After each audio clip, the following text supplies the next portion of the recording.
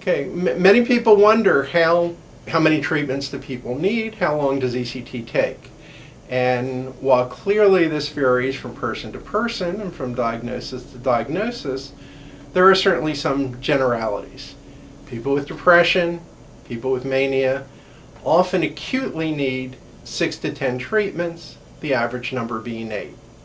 Now, there are people who need more treatments than that, and there are people that need less, but that is the average. And nobody could predict in advance how many treatments you need. It would also be unusual to feel better until you have a few treatments under your belt and then gradual improvement until you're back to normal.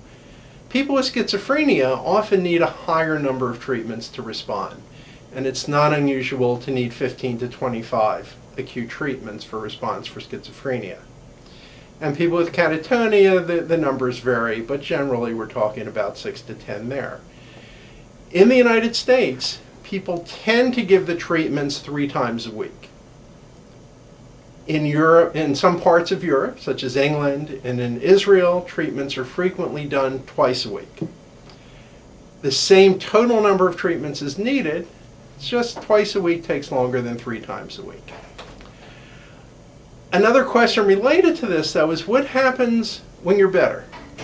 You've come in with a severe depression, you've had 8 treatments over the course of 2.5 weeks. What happens next? Many people often go on to get what's called maintenance or continuation ECT to prevent a relapse of that episode. Although there are many different ways of spacing this, and often the spacing depends again upon the particular person, the average spacing that I would consider would be a treatment about 1 week after you're better. Then if you still maintain improvement, 2 weeks, and then 3 weeks, and then monthly for 6 months. So that extends the total time needed for treatment based on maintenance. Does everybody get maintenance ECT? No.